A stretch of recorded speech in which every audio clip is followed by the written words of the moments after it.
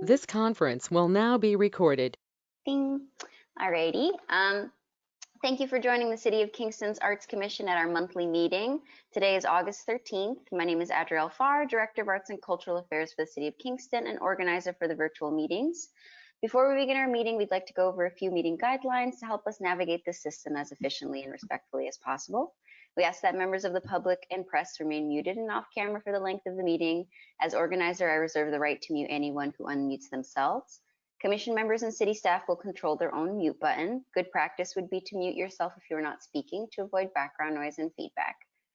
All of our meetings are recorded. Both video and written transcripts will be made available to the public on the city's website at a later date. If you are not included on the agenda, please be respectful and courteous to our commission members by remaining muted. If you have audio issues, please send a text message to the following number, 845-399-9072. As the organizer for today's meeting, I reserve the right to lock and pause the meeting to eject anyone who has behaved inappropriately. Lastly, at tonight's meeting, we have in attendance Arts Commission Chair Susan Lynn and Arts Commission members Peter Criswell, Larger, Dono, Maria Elena Ferrer, Ione, Linda Marston-Reed, Ward Mintz, Lynn Woods, and guests to the commission are Richard Frumes. Absent from the commission today is Ann Bailey. Thank you for your patience during these difficult times, and on behalf of the City of Kingston, I wish you and your family good health. I now turn the floor over to Chair Susan Lynn, who will call the meeting to order. Hi, guys. So did everybody get a chance to review the minutes? Any corrections? Okay, any? You're muted, Lynn. I think the time said 4:05, and shouldn't it be 4:35? Yes, you're correct.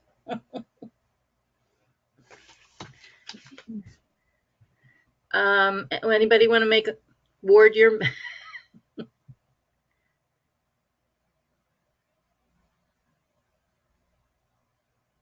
Hello.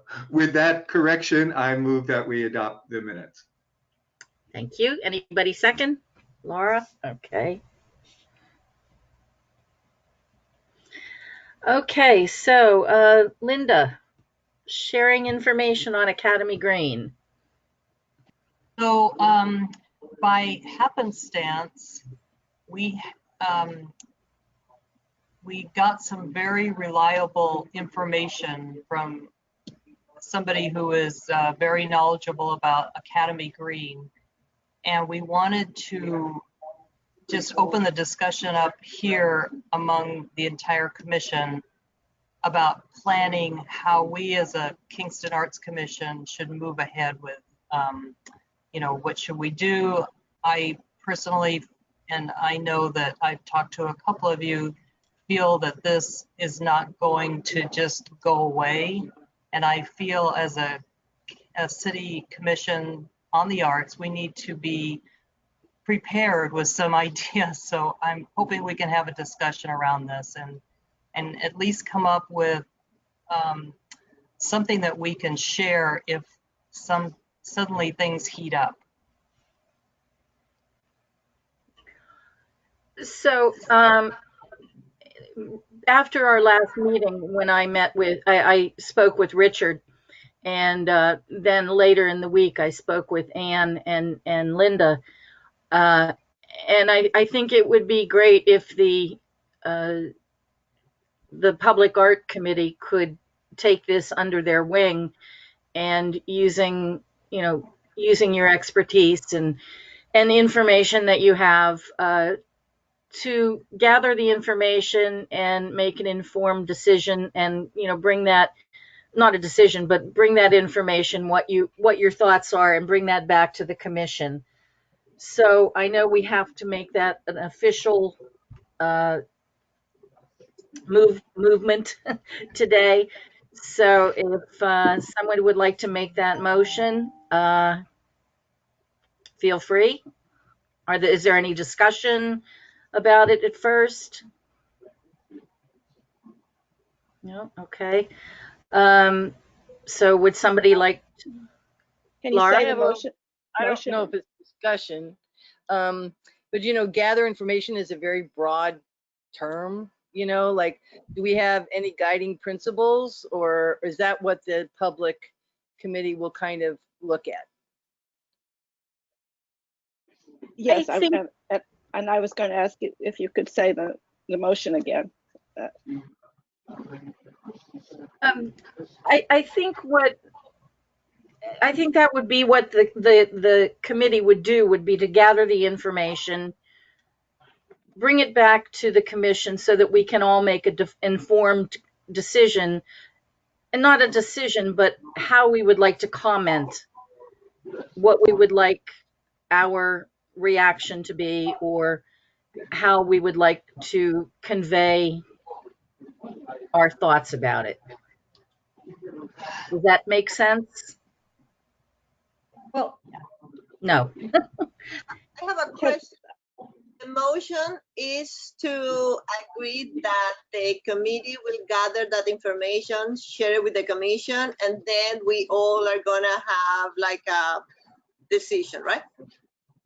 Yes, the small group would go gather the information, bring it back to the commission, and then we, as the commission, could make some kind of a decision on how we want to present our, whatever we think, should the monuments be removed? Should they stay? Should they, whatever. Peter, help me out here. I agree with Laura. I think that it's too vague. Gather information doesn't really say anything. So let's just try and put a little bit of specificity on it. So I was thinking about, maybe looking at other cities' best practices, or looking at other arts commissions' takes on it. Let's just put 3 criteria on it or something like that, because it's too vague for my taste right now. No, that's good. Thank you. Lynn? and besides that, so when you say information, so I assume you mean, first of all, information about the petition, the petitioner, what exactly the proposal is and why, and then also information about the statues, how they got put them there, the park, Yes. who oversees it, and then I assume we're going to want to know something about the individuals. I mean, I don't know much about Clinton, so I assume that's part of it. The content, we need to know what the issue. I mean, I know superficially I've heard what the problems are, but Historical facts. So these are all part of what we'll do, or that's going too far in terms of what we need to know? No, I think that that's good. I think that I don't know anything about the petition. I know that there is one. I don't know what it says. I have a general sense of who the individuals are that are represented in the monuments. All of what you said, I think is that information that we need to know. Ward? Are you saying that this is a policy position, essentially, that the Arts Commission is going to adopt? Are we assuming that we will have one perspective, broadly speaking, on this? And is this for the mayor, the trustees of the Academy Green, the general public, the press? I'm not quite clear who this is for. Well, at the last meeting, we had talked about the Arts Commission making some kind of a statement. And Peter had said that, we really need to do our homework and gather as much information as we can to make an informed statement, if that is indeed what we want to do.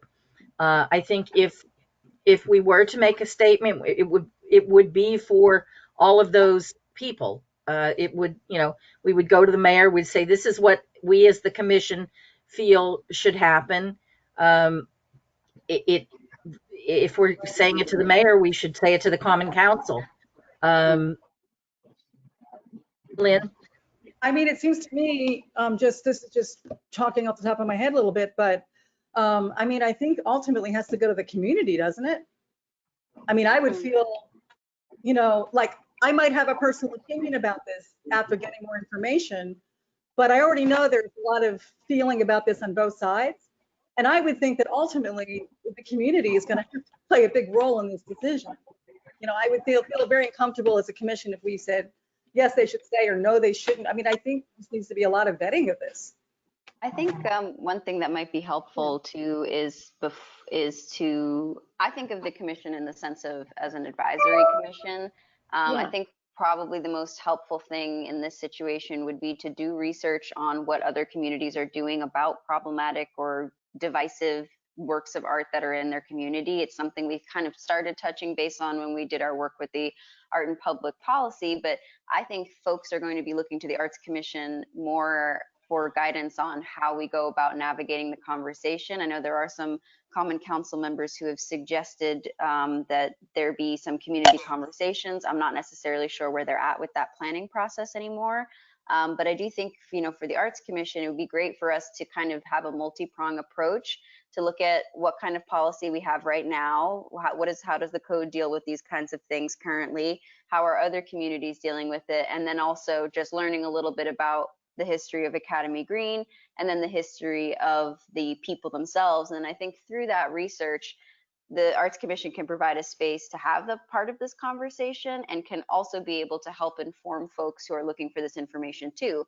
We can kind of serve as a neutral space for people to come and get just some basic information, which I think has been a little bit difficult to kind of find out just because it's become such a charged and divisive topic right now. So maybe that is a position that the commission can kind of fill, but that would just be my suggestion. Yeah. Peter?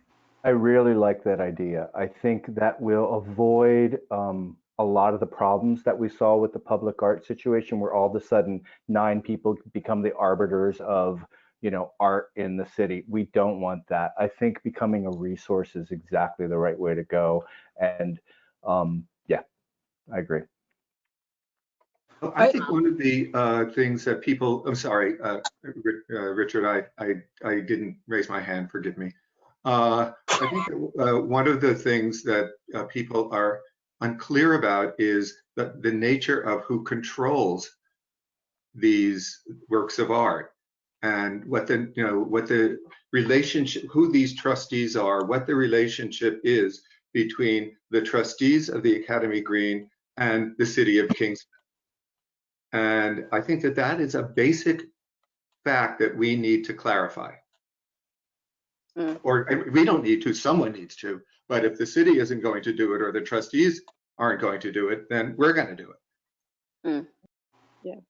Yeah. I just want to say, I think, oh, I'm sorry. I'm sorry, Richard, go ahead. No, go ahead, Richard. Oh, okay.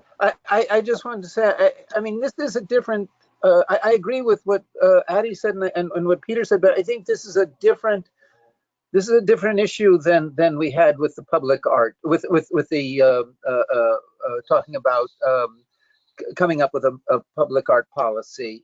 This is something that's very specific. What we were trying to do with the public art policy, and I assume still are planning to do, is have some general guidelines for people to use.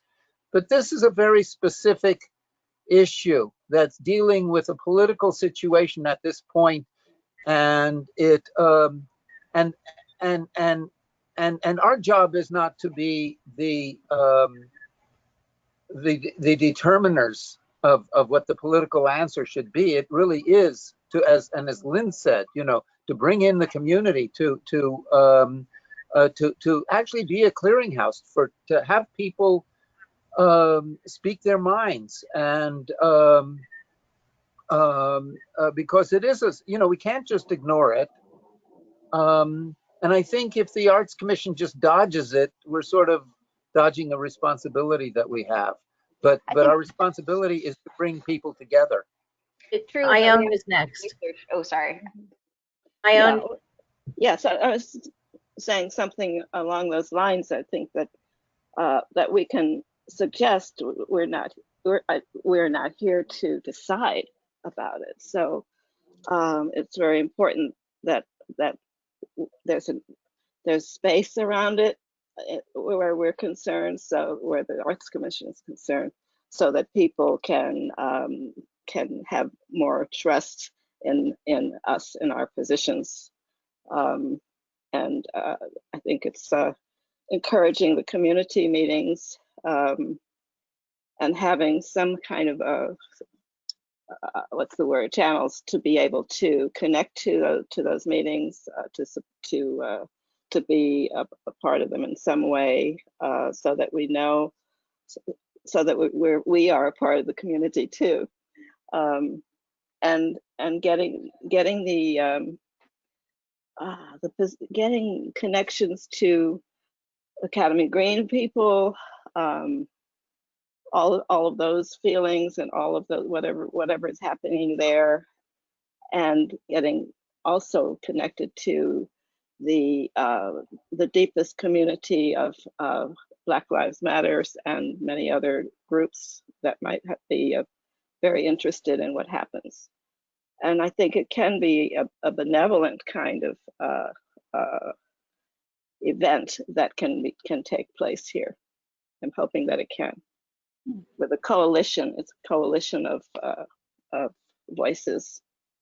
So should we try to connect with, I mean, like I said, you know, there had been some conversations from some of our aldermen about putting together these conversations, but we were kind of in a similar position to what we're talking about now, which was before we can bring people to a table, we kind of have to know what the groundwork is. So answering those questions about who makes the decision making, who are these people, you know, I mean, that was something that we had at our last meeting. We don't even really know very much about the trustees.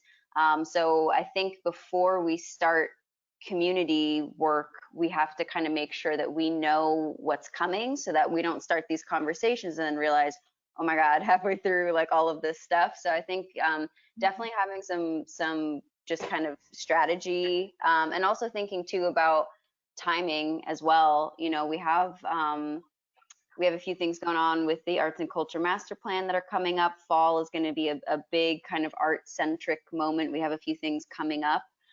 So also just trying to figure out what our resources are at the moment. You know, we are in a little bit of a different time, just in terms of what our resources are. So just kind of thinking about like, what does this look like? Are we thinking about putting together a series of small virtual meetings? Are we thinking about, you know, like that kind of stuff, like kind of how the commission is going to create that space? Because we do, you know, currently we have our commission meetings once a month. We can navigate it that way. We can try to collaborate with the Common Council members and see if they're interested in restarting that conversation about the community thing. I think we can approach it from a wide variety of ways. And I think deciding how we approach it will kind of come from learning a little bit more about what our tools are right now. And I think that comes from doing a little bit of that research as a commission and just seeing, you know, how other communities are navigating it, but also more importantly, you know, what potential, like basically what our toolbox looks like right now. Because I think there is still a little bit of mystery shrouding this park, that it would be just really great to get some clarity on before we leap in. I have a question, sorry. So who is the petition? I mean, who is is the petition addressed to the city? Like it would be the Common Council or the mayor? I mean, who is the petition addressed to? I guess this is what the committee will find out, right? We'll find out all the. Yeah, that we need to gather, yep. Yeah, and also I just wanted to add, I think somebody said at the last meeting, I think it was Ward, I mean, I see this as a teachable moment. Also, you know, a great opportunity to get more information about these statues and I mean, I think it can be a great educational moment on top of, you know, it's a way to maybe not just have it overly politicized, but to find out, you know, just get more information. But I assume that, I mean, the city, I just don't know who is answering this. I mean, is it the commission or the mayor or the Common Council? It could be a variety of folks. I mean, I think that there was a call, you know, there are, again, this is something just, I've been doing some research about this for the past month and a half on my end. So I know that there are some communities that have navigated this through mayoral edicts. There are other ones that have presented it to kind of their similar versions of the Common Council. There have been renegade actions of people just going out and doing it themselves. There are other communities who have a similar style of, I mean, similar to the trustees, where the people that were in charge of the statues just decided to remove them themselves without necessarily involving government. Currently there is a nonprofit that's helping people gain funds for removal and things like that. So I think that that's another thing as well, that there is a kind of variety of ways we can go about trying this just to navigate it. I think what would be kind of interesting is to also start asking some folks in our own community. Like we have a city historian. We could ask, can you give us just like a brief kind of a few points here that could help us understand these figures, and if we want to do some deeper reading, perhaps point us in some good directions. We have Friend of Historic Kingston. We have plenty of local historians who I think would be willing to help out. Maybe they can come to a commission meeting, talk to us about it. I think that would be really helpful. And again, yeah, too, thinking about how we want our strategy to go. Do we want this to be a common council thing? Do we want this to be another petition? Like that kind of stuff. Like, what are the options here? Because there are a wide variety. And I know that there are 2 petitions currently, one in favor of keeping the statues and one in favor of removing them. So maybe also trying to learn a little bit more about who the petition organizers are could also be interesting too, just to see, where folks are coming from. I think some of the fervor has died down a little bit, but that doesn't mean that I don't think people still feel passionately about it. But I do think that now might be a good time, especially as we kind of have a seasonal change, to just approach and see where people are at right now. But I do think as the Arts Commission, it is a conversation about art. So I do think we have a good position here where we could be able to, like Richard and Ione were saying, kind of be able to assist in, making ourselves known and showing that we, the commission can be a space for conversations like that. So I think there's a lot of fluidity in it. So if the committee wants to kind of have a little bit of a strategy meeting and kind of figure out what our next asks are, I think that's a great place to start. And then I will, I'm also happy to reach out to the council members and see where they're at. If they're still interested in working on this, might be a chance for collaboration. So there's a lot of different avenues here. Peter, you're muted. I'm going to give a shot at doing this motion. So is the name of the committee the Public Art Committee? Mm-hmm. So bring a motion that the Public Art Committee conduct a research gathering process where they look into the history of the statues, look into the petition itself, look into what other cities are doing, and suggest some strategies for the Arts Commission to move forward. That cover it all? Okay. Can I make a point? Richard? Yeah, I just wanted to make a point on that. I think that the committee, if we say this is the committee, the Public Art Committee, I think it's, the Public Art Committee doesn't necessarily have to be dealing with everybody on it, dealing with every issue. That it's almost like subcommittees, like that this is a subcommittee dealing with this issue, as opposed to having to deal with the public art policy that we were doing, because otherwise if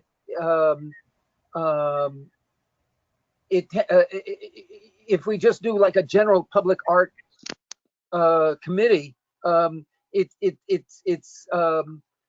too wide in the not the agenda, but you know what I mean. Its assignment is just too broad. That we're really focusing in on just this issue. But I don't think there needs to be a separate committee. No, I was saying a subcommittee of the Public Art Committee. That maybe I'm wrong, but I think these are such different issues that it isn't just necessarily the same people. I just didn't want to tie up everybody also on the same thing. The same people on both issues, where it could be there's some more of a division. But maybe I'm just overthinking this. I don't know. Ward? This is not directly related to Peter's motion. But as I was thinking about this, I was thinking that this is one instance where it would be a shame if the only thing that we were allowing ourselves to do is information gathering, because we have people on this commission who know a lot about art and who know about art in a historical context. And I hope that we would also be able and willing to express our own opinions about this situation. Ione? Yes, our opinions, and also a kind of mentorship is what I'm thinking of. You know, as artists, that we can suggest. I think suggesting is okay, right? that we can suggest and really have an eye on an artistic solution, a resolution for all of this, so that it really is something worthy of Kingston and of 21st century, like, which I think we're in, and all of the things that are happening now. You know, I think this moment is very important, and we can spearhead some good good vibes around it. With I mean, I think also, I mean, I don't think everybody on the commission has necessarily voiced their own personal opinions about it. So also in that research, there might be a chance for those who haven't decided how they feel about it to have a chance to be able to make, you know, just to have a conversation about it. I don't think that research means that we have to stop. I just mean it's also welcoming those who are, if we want to involve the community in the conversation, I think we should have some information for them to join in on, for those members who aren't necessarily coming from that same background, for those members of the community who would want to participate in the conversation, but who may not know where to start, or who may not know all of the things that we have access to in either our history in the community or just our history as artists. You know, we kind of have a different approach and we can kind of get there. So I do think just in terms of like community building and inclusion, I do think it's important just for us to kind of have, like I said, just a rudimentary understanding. And that doesn't have to take a whole month. That can take a couple of days. You know, it just depends on kind of like where folks want to go with it. But I definitely think that, you know, there can be multiple things happening at once. And I think that action is absolutely important in this. I just also think that we just want to give everyone on the commission a chance. I mean, because even as we're talking about this, you know, everyone's kind of coming at it from different points of view, and everybody has kind of a different understanding. If we had kind of like all of our answers ready to go, I would probably be like, yeah, let's go for it. But I do think that even myself, like I learned so much through just learning more about Peter Stuyvesant, learning more about Governor Clinton, and learning more about Henry Hudson. That really helped inform, and just doing that research and seeing how many other communities are going about this in different ways, that helped me kind of figure out where my stance is. So that was just my only thought on that. Maria Elena? Yeah, I really think that, you know, once we gather information and are able to do some sort of an assessment, we can also figure out what are our next steps. We don't need to right now say, oh, we're going to do this because we want to do this and this and this, because precisely once we have the information, then we will know what will be our position, if what we have to do is like somehow gather people to have conversation, or if we can put something out there. But, you know, again, we will be speculating until we have at least something to start from. So something, for instance, that I'm wondering, because of the nature of that park, is a public space, but somehow is being administered or something by I'm not sure if it's a public entity. So is that public who is the owner of those statues. You know, that kind of information also, because it's not only who are the guys that are depicted on those statues, but how is the story of the park and what is the purpose of that. So I think that all that information, when we have all that together, and also to have a sense of the community, a sense of the petitioners, a sense of all the people involved, then we will decide where to move forward with it. Lynn? And I just wanted to say, it seems to me at the very least, we need to have some kind of response. I mean, my personal feeling right now is that taking the statues out is radical without information. But I feel there needs to be some kind of response at the very least. Interpretive signage, you know, something, creating a context that's not there now. And I would assume that that would be looked at. You know, I mean, what I'm saying is, it seems, is it have to be all or nothing, or are there other ways to really look at the context? And I think we do have to respond some way in that respect, whether it's signage or something. That's what comes to mind now. That's why I think it's a teachable moment. Because as I said, I don't know anything about Governor Clinton, and I would love to know more about that history and have a broader, more inclusive sense of it. So that's why I think it could be an opportunity. And I know, Ione, you had mentioned the last meeting having events there that would kind of create a different context or a fresh look at what these are. I mean, I love that idea, but I think we do have to respond in some way. Some kind of Yes, right. Well, I was talking about a fresh look at how it can be resolved, so that it's not just the same old, and that something new and wonderful could happen there, which is based on all the things that we're all saying. But I'm really saying something artistic, and that involves the arts in new ways, or in current ways that are not 19th century ways. And that and so that could involve signage, that can involve structures, it could involve listening stations, it can involve things that the community could make recordings that could be listened to, videos, and these things could be changeable. Anyway, I really see this. I really have this vision for this thing. So I'm maybe hopefully we could get there. Hey, Ward? Are you saying, Lynn, that you believe that let's say some sort of interpretation should not wait for the report of the public art subcommittee?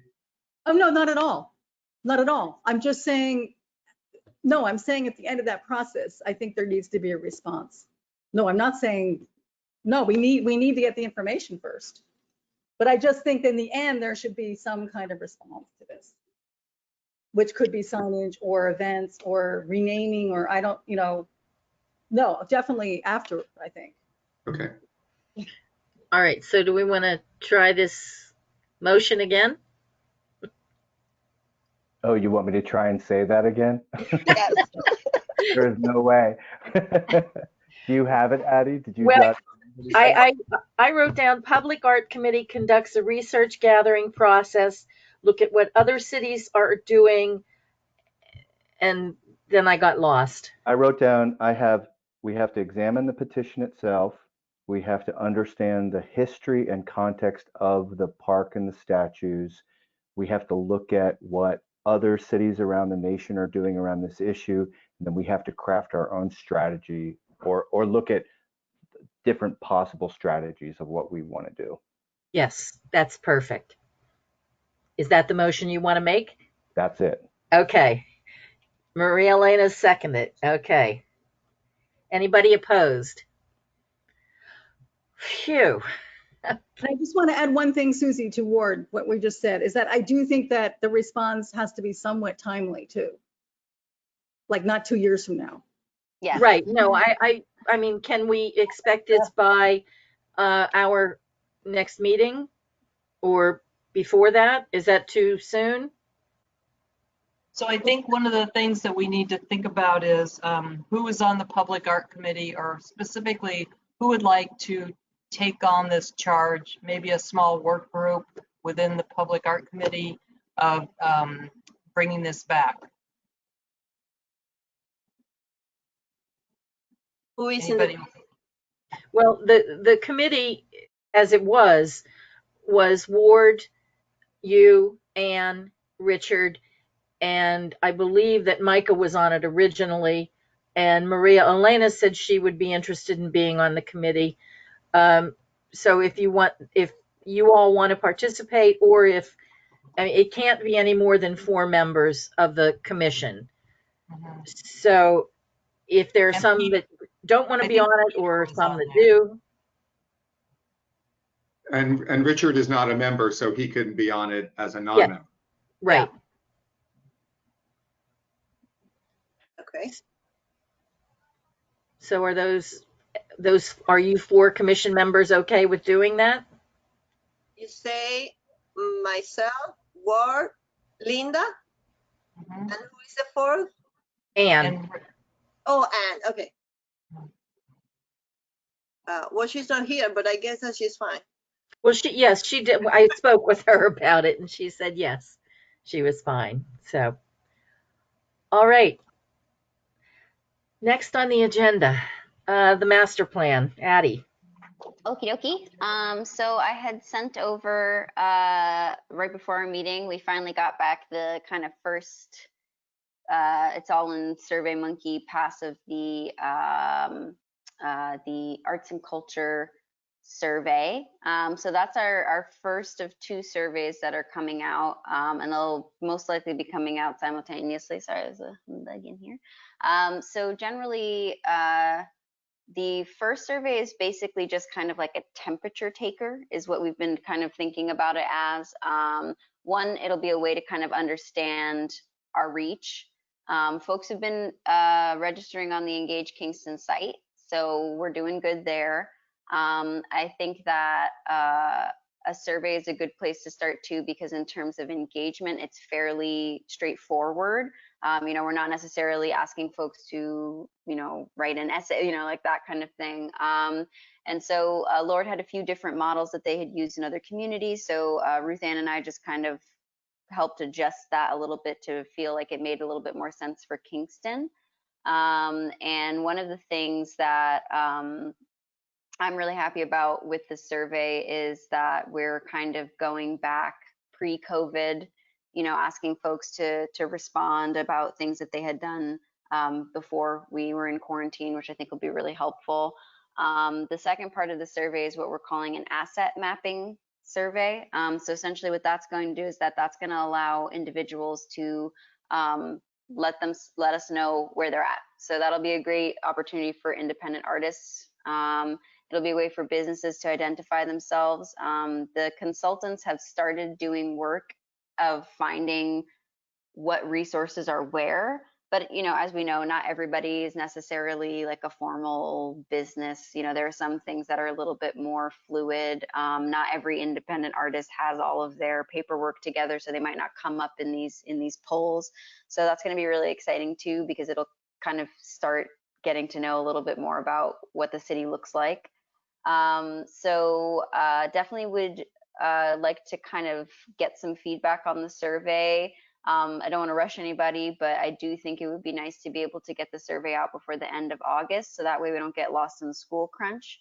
As we know, that's going to be a pretty intense thing this year as we navigate that. So I do think it would be nice to kind of end of summer, just kind of have that be one of our first offerings from the Arts and Culture Master Plan. I think that it's also kind of a good time to just get to know some of our tools again. Kind of thinking about how we navigate things like translation. How does that work? What are systems going to be for that? So I do want to get some feedback on the survey so that we can send that over to our translator and get that work started, because I do think it would be nice if everything went out simultaneously, so that way it just feels like cohesive and we're not getting a bunch of different email blasts. Ruth Ann is working on preparing our first e-blast from the Engage Kingston website. So that'll have the survey link in it, and it'll just kind of have a little bit of information on what we've been doing so far with the Arts and Culture Master Plan. So just kind of like a nice little e-greeting newsletter thing. So that'll be really nice. We are using Surveymonkey instead of the Engage Kingston survey tool. And that is just because there is a little bit more data that can be gathered with the Surveymonkey tool. And also, you know, just because we have Engage Kingston doesn't mean we have to use it for necessarily everything. So we just kind of decided that there would be a little bit of a better solution. And then also another thing that we've been talking about with Lord is the idea of potential site visits. Generally, the way they do the site visits during non-pandemic times is they do kind of like they drive through the city, stop at different places, and have very small, just kind of interviews, take pictures, just so that they can get an understanding of what things look like. And I think that even during pandemic, we do have some options to be able to go with that system still. So they're totally open to coming in person. They're not going to try to do virtual site visits. So basically, I have been putting together a list of places that I think would be interesting for them to check out. So I want to share that with the rest of you and with the PAC, just to see if there's anything missing, anything that could be added. There are opportunities in there for them to have longer site visits at certain spaces. So maybe that could also be something that we could get some feedback on about, like what we think might work for maybe a little bit of a longer site visit. We have a lot. I started working on the list and I think I'm at almost like 2 pages. And I did let Lord know that, so they're aware that it's going to be, not. I mean, I think that they understand that we just have a lot of different kinds of resources here. For instance, if you're going to go to like the shirt factory, there's a lot to see there. So, it's not necessarily just going to be like a swing through. So I'm actually excited that they're totally on board for the in-person. We're thinking about doing the site visits in October. So we have time. We don't have to do them all in one shot. I do think just in terms of kind of seeing where people are at. There are going to be some spaces who maybe aren't necessarily ready for in-person. There are going to be some spaces that are going to be more than ready for that. So there are a few different ways we can kind of go about it. So totally open to any suggestions folks might have. And then additionally, for the stakeholder conversations, I did let Lord know that I feel like, particularly with the Kingston Arts Commission, I just consider all of you stakeholders, and it looks like we're only going to get about 8 meetings for the one-on-one stakeholder meetings. And so I do feel like, we want to use those stakeholder meetings as a chance to engage with folks who maybe aren't on the PAC, that kind of thing. So what I suggested to Lord was that we do kind of like that either dedicate some time at a Kingston Arts Commission meeting or come up, basically all of the stakeholder questions are just in a document. So I was thinking about taking that document and turning it into like a form or like something that you all can provide feedback on. So that way we can just kind of get a deeper dive with each of you. I had kind of been talking to a few of you who scheduled meetings with me in about like June, July time to kind of like start that conversation. But I think it would be nice to have a written record. And I think that, again, as members of the Arts Commission, you guys are involved in the arts. You understand a little bit more about, you can take that deeper dive. So if we were to offer all of the stakeholder meetings to you, then we wouldn't even be able to get everybody on the commission. So I thought this was kind of like a fair way to get feedback from you all. And then still be able to schedule those stakeholder meetings. And thank you to everybody who sent over recommendations. I really appreciate that. That helped me kind of figure out where we're going with that. And once I have a final list, of course, I'm going to share it with you all, just so that, if you see any gaps, if you see anything that you think could be amended, I want to make sure we get your feedback. So I think one of the most important things was connecting with the school district. So that's definitely a really big priority for me, is just to figure out how we can get the school district, engaged in the arts. I know it's been a challenge, and I think that now is a really important time to also be reminding, as we go through these tougher budget cycles that are coming up, I think it's going to be critical to get people talking about the arts. So that's a lot of information, apologies. But that's kind of where we're at right now. So next steps are finalizing stakeholder meetings, putting together a system for how we're going to get those stakeholder responses from all of you, coming up with a list for potential site visits, and then promoting the survey and just getting the final feedback on that, getting it translated and launching it to the public. So that's kind of where we're at.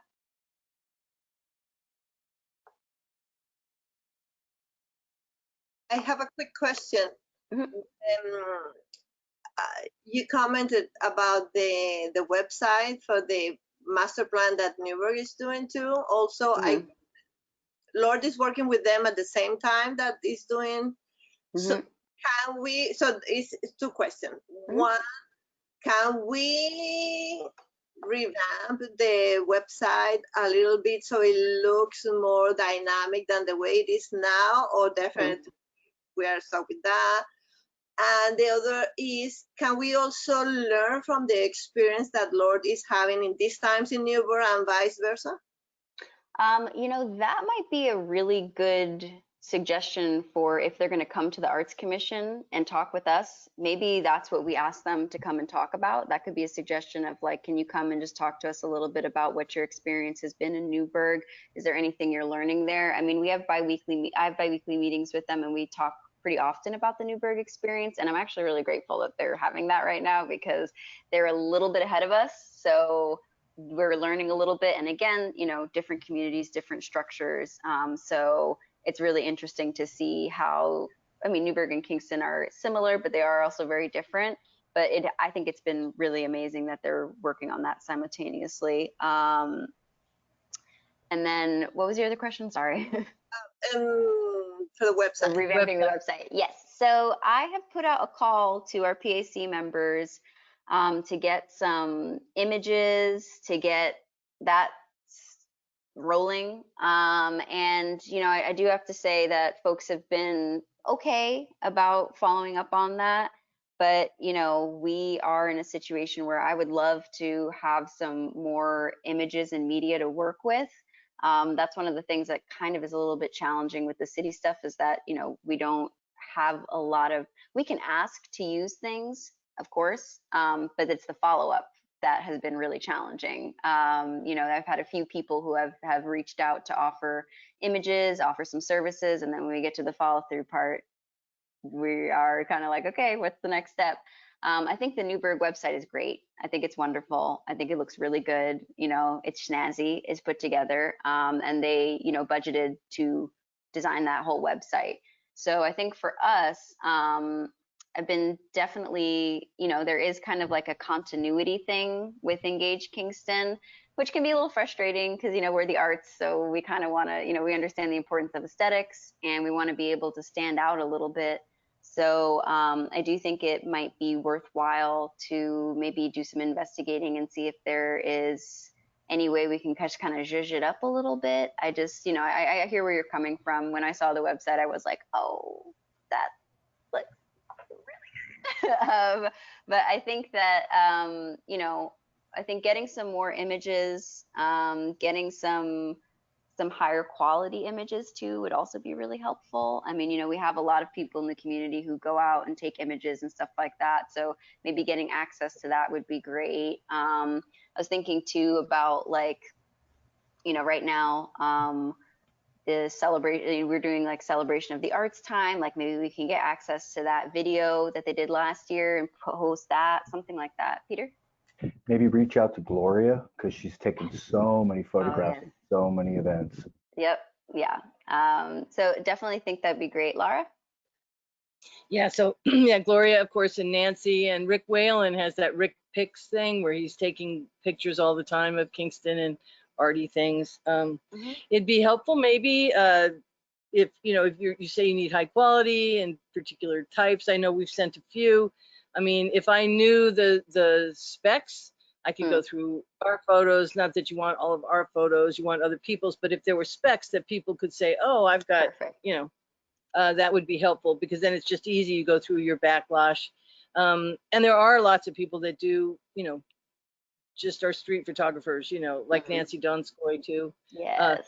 But I didn't, yeah. So what I understand from what you, your response to Maria Elena is that Newburgh budgeted to have a good website, and that was not in our budget. And that's why our website is kind of catch and catch can. Is that correct? It's more that we originally, when we signed on to use Engage Kingston, one of the reasons why we signed on to that specific platform was because they were going to be able to offer translation services. It turns out that that is not the case. So that was kind of our give and give, like give that kind of thing there of like, okay, well, we'll have dynamic translation services, so we won't have to be concerned about that. The Engage Kingston platform is a little clunky, I will say. It's kind of similar to the city's website, where there are, you know, if you're a skilled coder and you can go in there, then we can go in and zhuzh things around. It's just kind of coming back to that continuity thing. We do still have to kind of stay within this brand, because that's a part of the whole reason why we purchased the Engage Kingston system to begin with. So we do I'm going to move on. I'm going to move on from this in a minute, but what I understand, Engage Kingston is more about Kingston and all the projects that are going in. So that allowed Kingston to put our project on that and the other program. So it's really not just about the Culture Master Plan, which I guess Newburgh was more about just the Culture Master Plan. So they had more flexibility. Okay, so I get that. The other thing is, I mean, I went through the survey just before I got on, and it is very frickin' general. And there were many times in that survey where even I mean, I know I'm not normal. None of us are. We've engaged in all of these different activities, and we go to events not just to learn, or not just to do this, not just to this, but it's kind of innate into our lifestyles. And some of those questions were just so simplistic, they were almost condescending.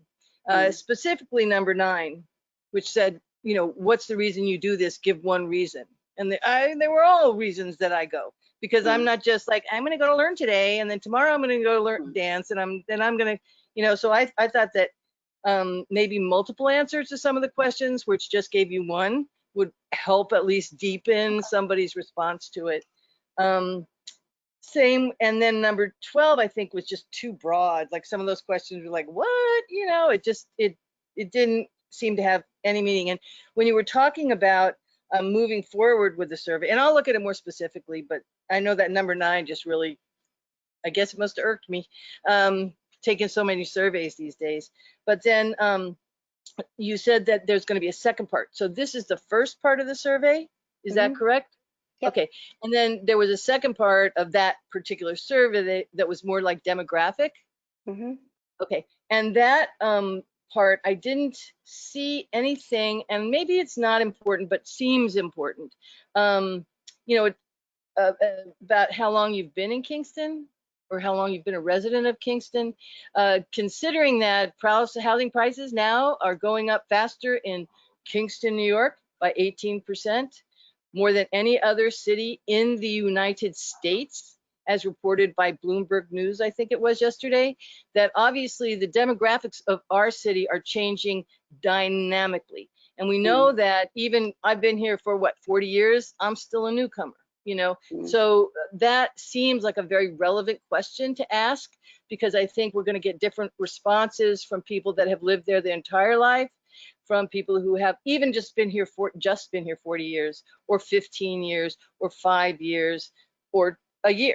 You can see that even in O positive. You know, when we were doing the public art policy, wasn't it very interesting that most of the people that were speaking for O positive were here for 2 years, 3 years, 4 years, you know?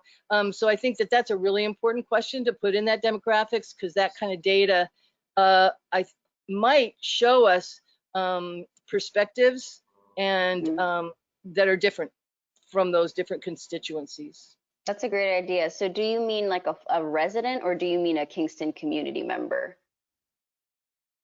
Well, isn't that a smart ass question? What the fuck do you mean by that? Oops, sorry. I'm just kidding. I don't understand the difference. Oh, okay. I just meant like, do you want to know like who like lives specifically in the 9 wards, or do you want to just know like who considers themselves like a part of the Kingston community? Was my question. Like business Well, that's a owners. good question. I don't know the answer to that. I guess I don't know the answer to that. But I think I think that could be kind of interesting though. Like maybe that's like a thing that we think about. Like, do we want to know like specifically like, okay, are you like living in the 9 wards, like, or do you consider yourself a part of the Kingston community? And if so, like how long? I kind of like the resident thing just because I think that's interesting. I just, yeah, I think that could be, I think that's can a you great ask 2 position. questions? Because, you know, like, for example, I actually have a Kingston address, although, you know, I live in Marbletown. But I worked in the schools for 30 years. So I was, you know, I'm intimately involved in the city through my work and then obviously through my volunteer work and all that other kind of stuff. So I'm not a resident. I do have a different perspective. The school piece is different. So I think that both of those people engage in Kingston in super meaningful ways, either through work. So that's an interesting question, and I don't know the answer to that.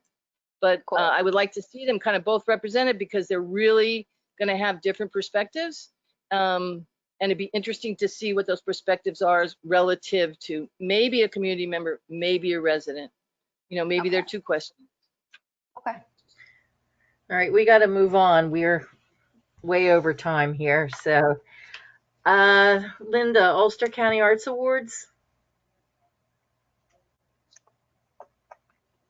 Yes, it's coming up really soon. It's going to be so cool. So today, Susie is going to receive her award, and then everybody gets to see the video on August 27th. And I hope you'll all tune in, and thank you all for participating by buying tickets. And, you know, it's going to be fun. We've really worked hard to get a lot of different people to participate. And I'm going to be reaching out to a couple of people to be celebrity balloon poppers, Peter. And anyway, Ida Hakila from Radio Kingston is being the guest MC, and she's got some really fabulous ideas. So please show up to support the amazing people that are getting awards. And Ms. Susie Lynn is one of those people. So. Yeah. Okay. Ward, the National Art Against Racism Initiative. This is the most embarrassing moment of my life. I can't remember why I wanted to put it on the initiative, on the agenda, other than I think it's a great initiative. If someone can help me remember, I would be very grateful. I don't know. I actually tried to look it up, and I just found many initiatives, but not anything specifically that. So I don't know. I mean, I do know that a lot of foundations now are really directing, their efforts toward this. But I'm really sorry that this happened. So forgive me. That's okay. That gives us more time for the other things. Would you send it out to us, Ward, when you find it? No. I don't know what it is anymore. Oh, okay. Well, wow. Okay. All right. Lynn, the Todd Samara Project. So we had 7 applications. We chose the winner, Patty Gibbons. We're going to be announcing, I wrote letters to everyone. We're going to be announcing the winner along with MAD on September 26th at the porch of the Clearwater Barn at the Hudson River Maritime Museum. We were going to have it in the conference room, but now it's closed. So we're talking to Maritime about that. And we're going to have a couple tables because there's still more Todd work. I mean, the supply like never ends. So we'll have some paintings for sale. And I think that we'll be doing, I've been talking with Ann about it, so it'll be part of MAD's awards too, at 5 o'clock on September 26th as part of our work. Originally, the idea was to have it there to bring Hudson River Maritime Museum into the Art Walk and give people a discount. And I don't know what they're doing with that, but that was the idea. But I'm glad that we can still do it there. And we, of course, we'll have social distancing and people wearing masks and all that. And that's going to be that's going to be a really active area because Artport is also open, and I just feel like that whole activity, and then Ask, having that exhibition there, that's going to be a fun place to be. Yeah, well, Linda, we talked to the Maritime that we're going to have a person who will be monitoring this, the social, Right. the protocol. Great. And Lynn, that's September 26th at 5 p.m. Yes, and I wrote a press release, and I've just I've talked to Rick and see whether he can distribute it on the MAD network, and otherwise I'll just send it out to the papers and Radio Kingston and the city. Okay. The Distinguished Artist Award.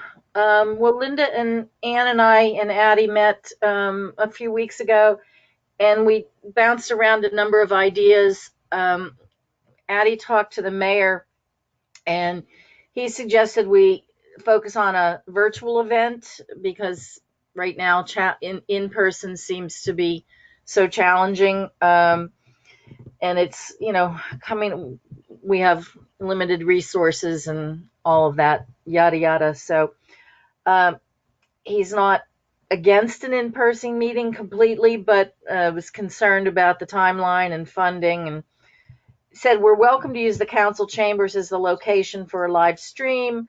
And the cool thing is Radio Kingston has agreed to be our not monetary sponsor, but they will do all of the logistics and the filming and all that kind of thing. Laura's very excited to figure out what how we're going to do this. She's open to both an indoor and an outdoor event. She said they've been playing quite a bit together. So, and we were hoping that Julie and Peter would, be a part of it. If not, in person, but maybe we could get a clip of them and kind of do a hybrid type of an event. So when Anne gets back from her holiday, Linda and she and I will get together and we'll bang out some more of these, and hopefully we can have something maybe end of September, beginning of October while it's still nice out. Yeah. Okay. Richard, MAD report. Okay, I'll make this very long. Was there a question? I love you, Richard.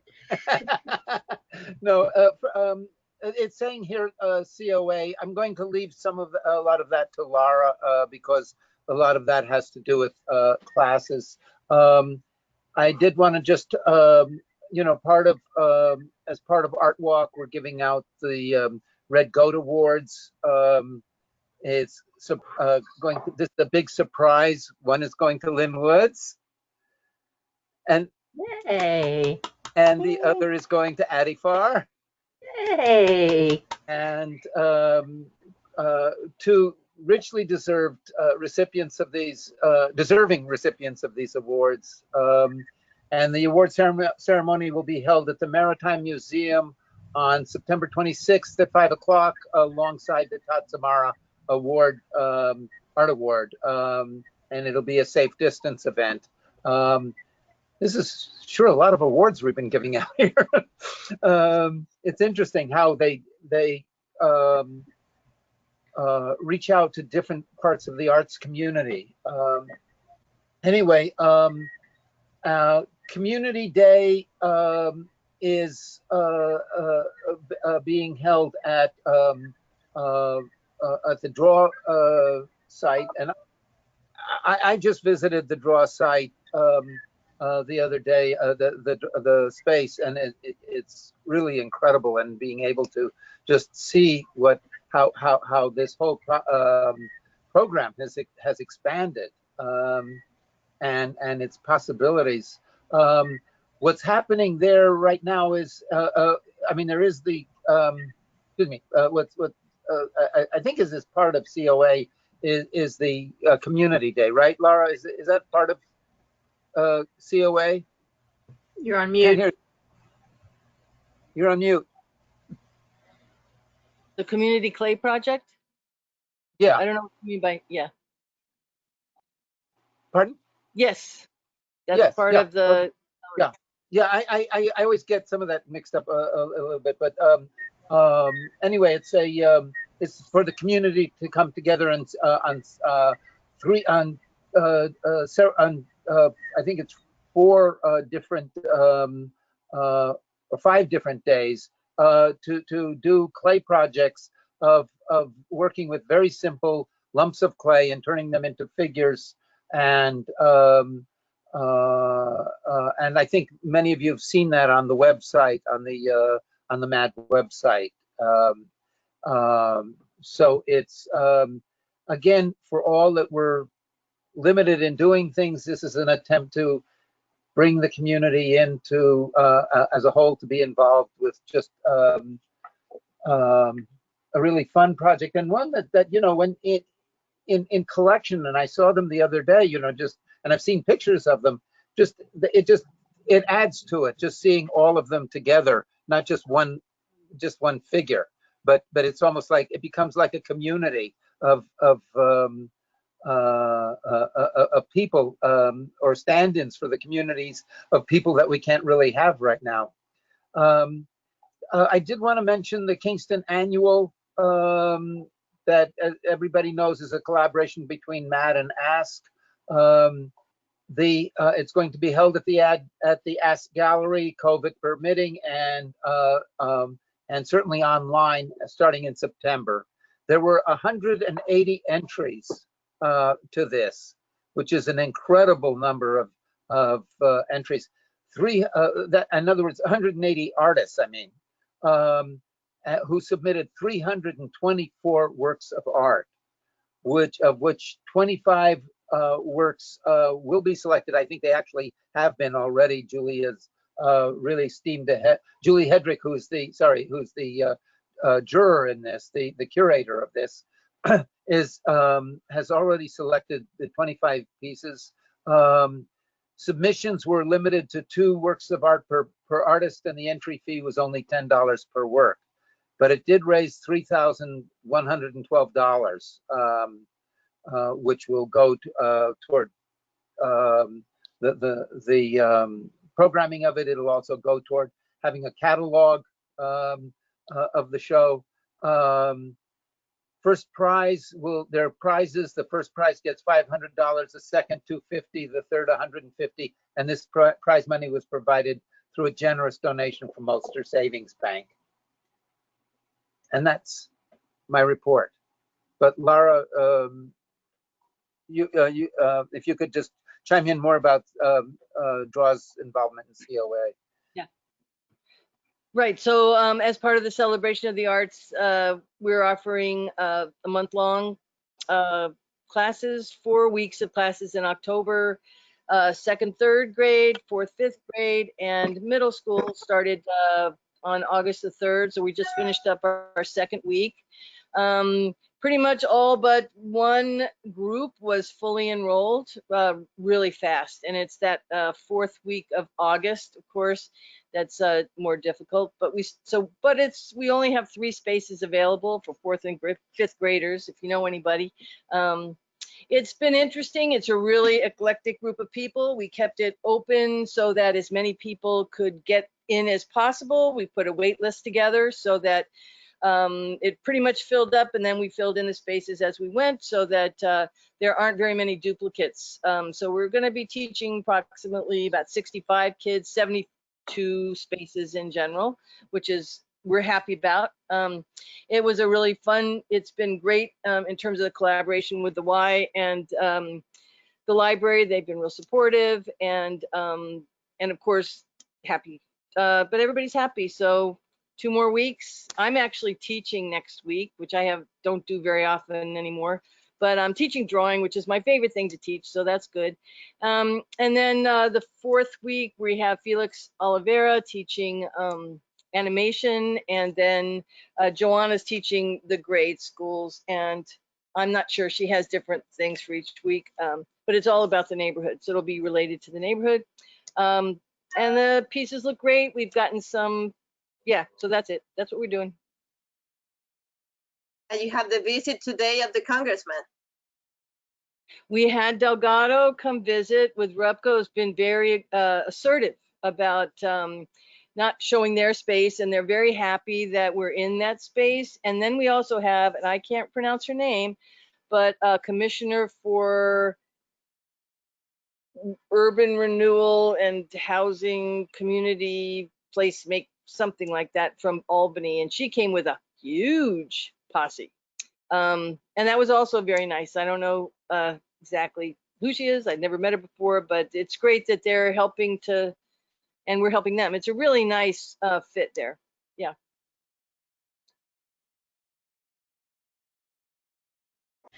Okay, Lynn, for Yeah, the, before I mention what's on the agenda, I just want to say that I'm writing an article about the state of the Kingston art scene. I've talked to Laura, I talked to Julie today, I've talked to Sarah Litvin at the Rear Center, just trying to get an overview. And one thing I just want to mention is that a couple of the galleries that are reopening, which is Pinkwater and Greenkill, it's really been interesting because they're finding new models. I just thought it would interest you. Pinkwater, and Annie Sanger, I think her name is, she said, you know, the one opening a month never worked for her. So she's conceiving the gallery more as a kind of living space with furnishings that people can kind of relax and really have time to contemplate the work and focus more on, I guess, the real estate market and people wanting to buy art. And then David Schell, and she said she's doing better that way. And David Schell at Greenhill invested in all this technology. He's got a thing called Substack that apparently writers use. It's kind of like a blog, but you subscribe to it. And he said some of their events, they're getting huge numbers of people online. So he had a small space, limited, you know, so he said actually he's getting more people. So that is the upside of it about, you know, being online, is it's infinite, the number of people. So I thought it was interesting that both of them said they're doing kind of well. And the idea of one gallery, you know, one big opening a month and no one comes the rest of the month doesn't really work. So I thought that was interesting. And that article is coming out a week from today. So, and hopefully it'll kind of give you an overview of what's been going on. And I just want to mention that I'm moderating a panel. Bergclaf asked me to moderate a panel that's online, part of this new online forums they're doing on Monday at 5 o'clock. And I'll forward all of you a link or the press release if you're interested. It's not Kingston based. It's for gallerists throughout the Hudson Valley, Parts and Labor in Beacon, Carrie Haddad in Hudson. The one in Kingston is Lockwood Gallery, Alan Goulman, and then the other one is 11 Jane Street Art Center in Saugerties. And the idea is they're just going to, I'll present them, they'll talk, and then we'll have Q&A. So I just want to mention that they are going to do this every month. I guess alternating book reviews with talks about, with artists and then with gallerists and other people in the arts. And if anyone's ever interested, maybe if it works out, I mean, they're still it's sort of new. We could maybe think of, you know, it's another forum for talking about the arts. So I just want to mention that. great, thank you. So anybody have anything else? Any old business? Any other new ward? You remembered. I'm sorry? You remembered. Alas, I remembered something else. I wanted to suggest, if you have not seen it already, to go down and look at the mural on the side of the Rear Center. It's it was done in a very different way than the most of the murals in Kingston have been done. It was a collaboration between an artist with an international reputation, Julia Vogel, and she worked with young people across the street at the youth center, Rondout Youth Center. And it's a very handsome mural. And interestingly, given what we've been talking about, if you do see it, do note that on the left, on the perpendicular wall, is an interpretive panel that explains what went into the creation of the mural. And also, if you guys haven't seen the mural, well, it's not really a mural, but the installation at the YMCA farm, go check that out. Yeah, I went to go see both of those. They were really powerful. The Say Their Names Memorial was really, really great. And it's so nice because when you go, you get like a little guided tour from one of the teens that works there. So that was cool. And I also got to go to the, did anybody get a chance to paint at the Rear Center mural? Did anybody sign up for that? Oh, yeah, I went and did that. It was really cool. It was Still spay? I answered the questions, and I love the fact that it's the kids at the Rondout Center that came up with the questions. And my favorite answer was build a mall with a cat cafe. I know, I loved it. I thought it was so cool. I loved it. It was a really cool experience. It was super safe, and they did a really good job putting it together. So definite big kudos to the Rear Center for that. Nice. That's the one event that I'm going to truly, truly miss this summer is the dinner at the YMCA farm. It's one of my favorites, but anyway. All right, anything else? Anybody want to make a motion to adjourn? Peter? Sorry, this is a different platform for me, so I'm always trying to find unmute and mute. It's very different from Zoom. I make a motion that we adjourn. Okay. I second. All right. All right. See you guys. Thank you. Great to see you all. I'll see you very soon, Linda. Yes, minutes. Thank you.